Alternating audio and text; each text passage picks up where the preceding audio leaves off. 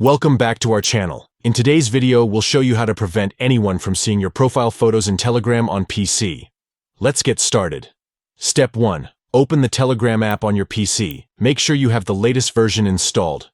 Step 2. Look for the 3 lines icon at the top left corner of the screen and click on it. Step 3. From the menu that appears, select Settings.